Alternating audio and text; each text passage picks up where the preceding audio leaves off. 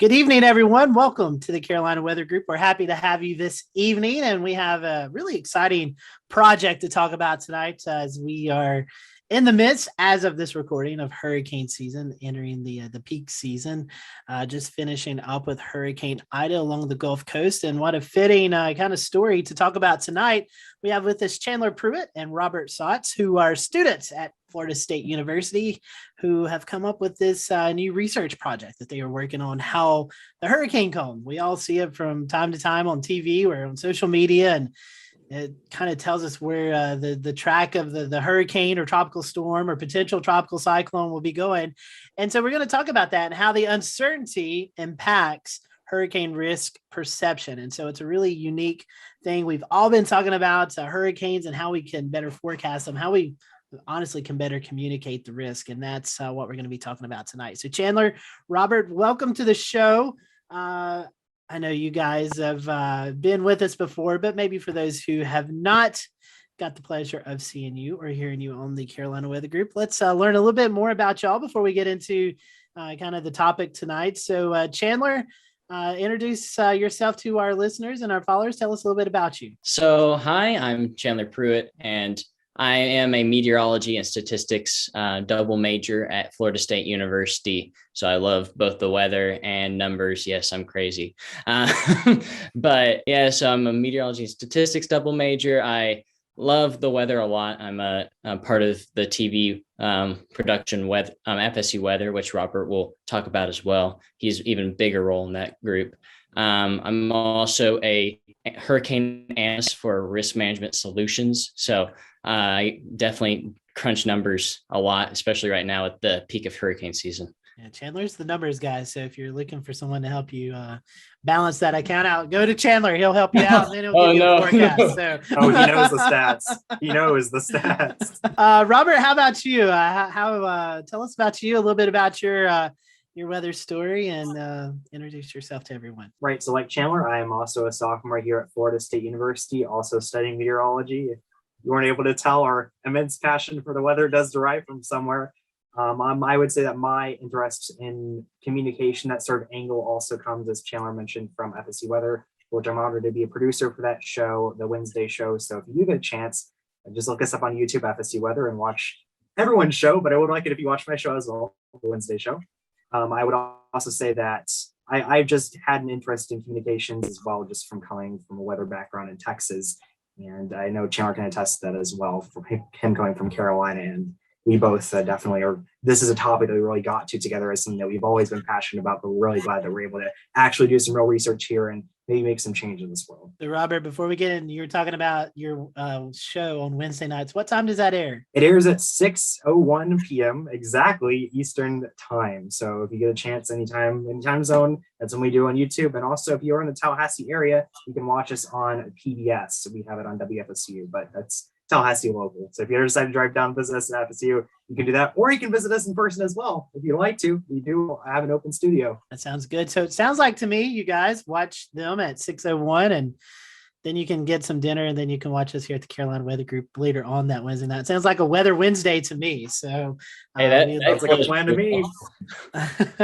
Sounds like a good, at least for us weather nerds, it sounds pretty fantastic. So, let's talk about the research you guys are doing. Talking about the title is Weather in the Storm, How Cones of Uncertainty Impact Hurricane Risk Perception. And all of us here in the Carolinas, we have dealt with hurricanes and tropical systems, and it seems like everywhere you look, TV, social media, Hurricane Center, National Weather Service, they're all using this hurricane cone, and literally it's almost like the lifeline of what it is to forecast hurricanes. So let's talk about why you guys chose this. What's wrong with the cone, I guess, per se, or what are you guys wanting to kind of alleviate or fix so people can better understand what they're looking at when they see this cone on TV or on social media? Right. So I think that I wouldn't say there's anything wrong with the cone, and that's one thing that we found with our research. It's a big thing, is the cone is definitely very well liked by people. It's very familiar, and I know we'll probably get into this a little later, exactly what we found about some of these cones, but it is a very familiar cone. And a lot of people do find a lot of efforts. The NHC went to great pains to design a cone that a lot of people do like. So I would say it's not necessarily a bad cone, but along with, in partnership with the NHC, I think we've come to the conclusion that there are some areas that could be making an even better graphic at communicating it. So to address that part of your question there, I would definitely say that the cone is not bad in itself, but we're just trying to figure out through this research ways that we can improve. There's always areas to improve for communication. So especially in meteorology with how young of a field it is and in the communication realm, at least. So definitely just trying to improve things. In the process of this project, you guys sent out a pretty sizable survey, had a lot of responses, both in person and online. Chandler, I'll throw it back to you. Can you tell us a little bit more about the process, how you went through that, and then how you sorted through gobs of data? Oh, yes, all the data.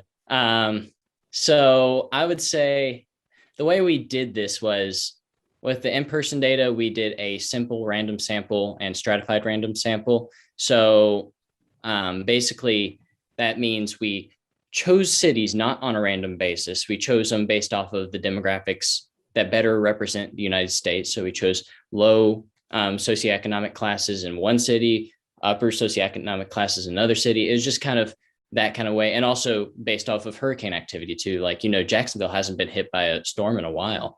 Or at least a direct hit.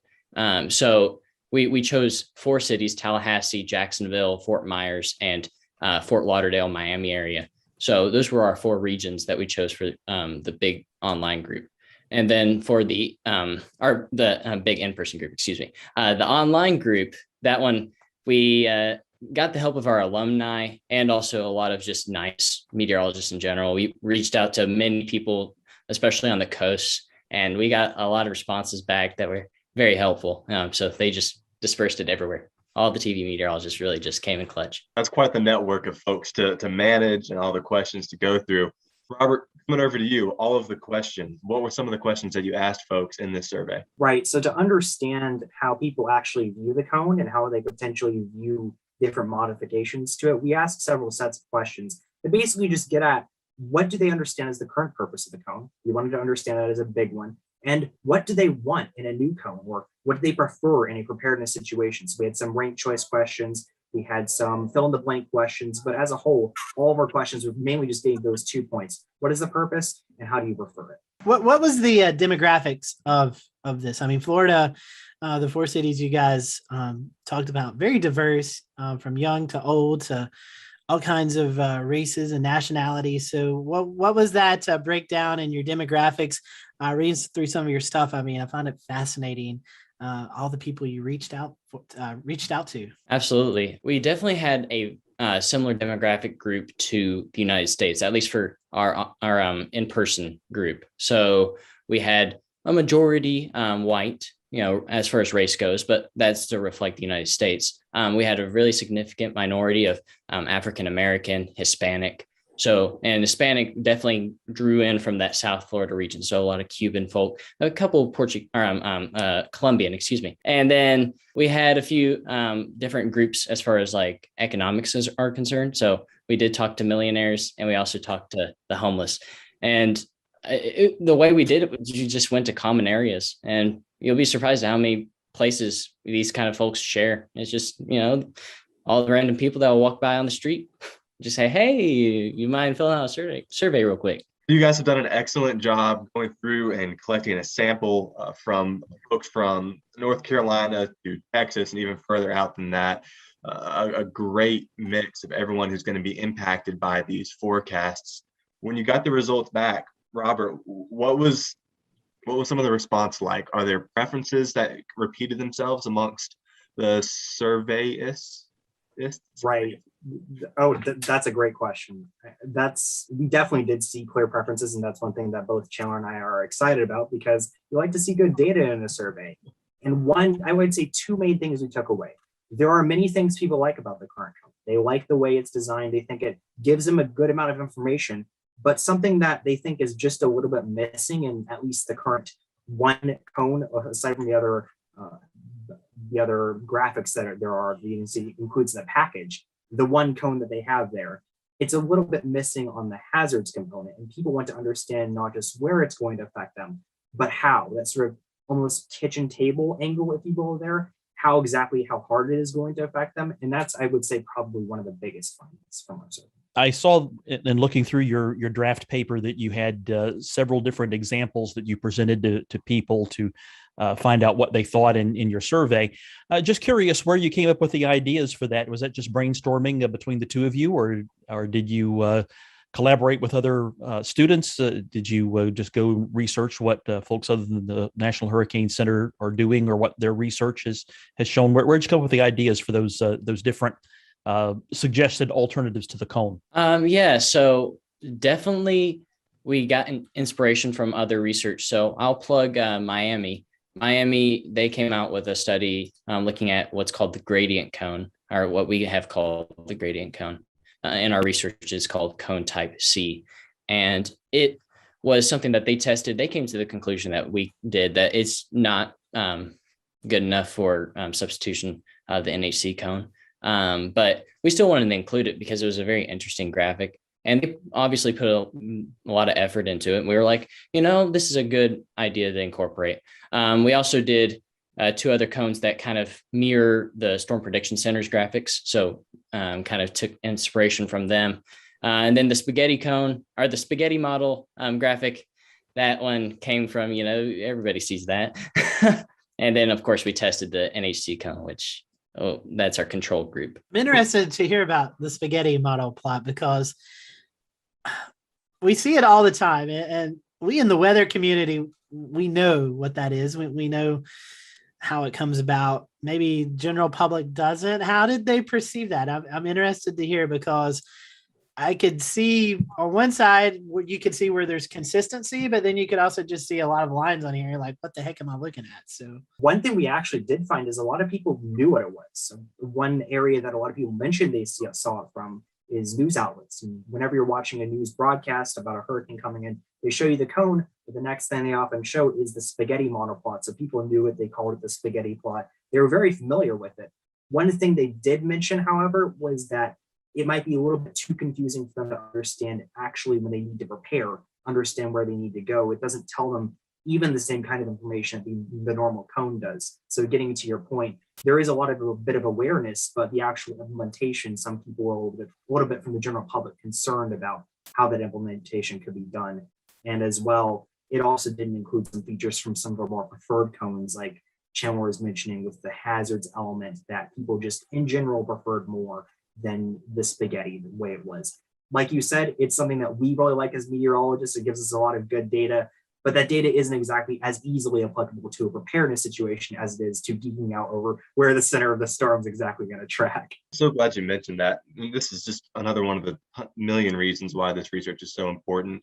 But as a budding meteorologist, someone who's in school for this, I have not once looked at a spaghetti plot and thought, I wonder when this thing is going to make landfall. I wonder when it's going to affect this area.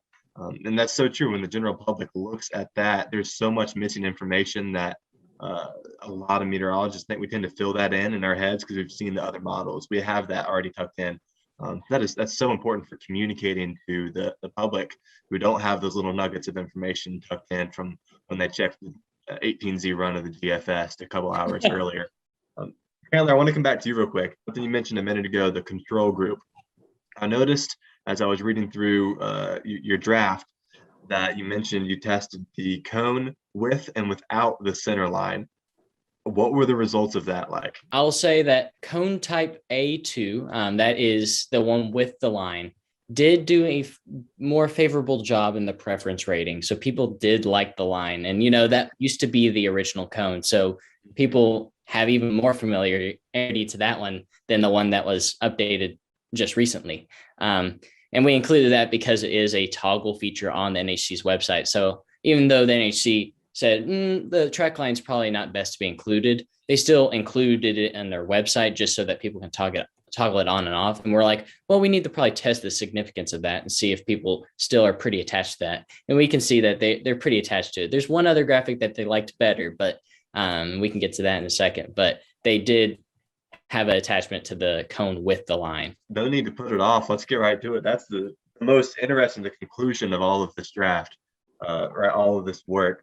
What did the people like? What was their favorite cone. A good summary of what we've been talking about here, the one that people prefer the most, it contains a lot of elements of the NHC cone. It contains those strength indicators, the timeline, and actually the cone shape like people like with the white background. But on the inland areas, it does have those hazard type areas. So it really gives the people that nice unity between the graphic that they really like. They do prefer the NHC cone in a lot of areas, but it gives them that information that they also may not necessarily receive on just the way it's displayed on news and on the NHC's website without the other graphics being included. It gives them a nice overview of everything going on, not just the track of the center, without making it too complicated. Part of that I saw in one of the graphics was the categorical risk, introducing the categorical risk. I know there's a whole discussion about that with SPC, categorical risks, excessive rainfall, categorical risks. There's some trickiness with the exact wording of those. But when you all boiled it down, did you come to 4 or 5 levels that people would like to evaluate on land impact that helped you further interpret the cone of uncertainty? Definitely, we had inspiration from like some of the other outputs that we have seen. So WFO in the Gulf, they put out some different model or different indicators, that kind of show the rainfall, excessive rainfall, and wind and all that. So definitely our inspiration is combining that kind of stuff together to kind of form the inland impacts. We did not try to get into the weeds of the other arguments about the naming of the categories. We have our own preferences, but we acknowledge that, first of all, you want to have interagency agreement.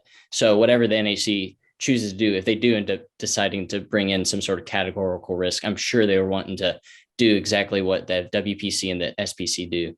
So we're not really suggesting anything crazy in that regard. We're not trying to take on multiple things at once. But so yeah, we're not too terribly attached to that. And as far as 4 or 5 risks levels are concerned, I think you could do either.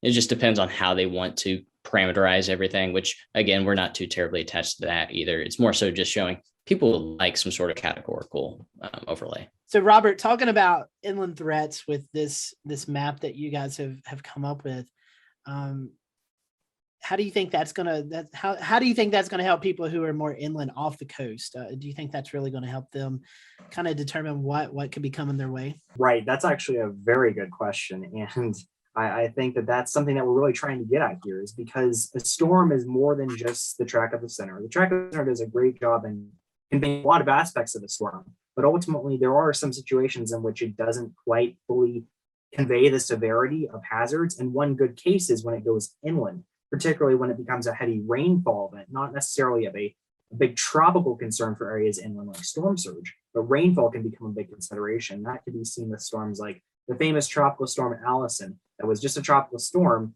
but ultimately dumped very many inches of rain. I'm saying that because I don't remember the exact off the top of my head. I think you said to me like 41 or 2 inches. It was somewhere at least above 30. I remember that. And that's just a very good example of how a storm may not easily be perceived by the public as being a major threat, but it can really be. And just to get back to your question, I don't want to get too far from that. Inland flooding and inland impacts in general are a major consideration for this survey. And that's one reason why we are so enthusiastic about a hazards-based approach to this and issues to track, because it helps us to convey to people more than they already know in a not so complicated way, which is something that we always want. I like the categorical approach here too, because not only does it allow you to extend things well inland. I mean, as far as you want. If you have a hurricane making landfall in Louisiana, you could have risk areas going all the way into Kentucky and Ohio if you wanted to, even further than that. But I think another strength is that it sort of brings everything together into one place.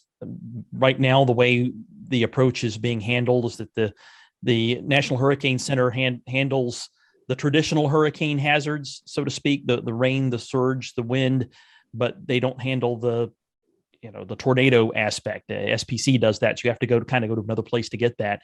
And then inland flooding is what WPC is handling that. So that's yet another place you have to go to find that. So what you're doing, I think, is sort of an effort to sort of bring it all together into one place where you can look at one graphic and know that you have a risk and know that you have to look elsewhere to find what your risk is going to be. Now you guys have this. What's the next steps? Well, we're definitely going on tour. I'm just kidding. But we're definitely going around and like talking to people and kind of raising awareness about the subject, because we do want people to kind of treat this research as they would with most doctoral research. Because of course, we are undergraduates, so we understand that people will have some skepticism. It's like, okay, these guys may not have all the education, but we want to express on these kind of platforms that, hey, we're here. We have experience. We did this the right way with the advisement of our supervising professor, who is a great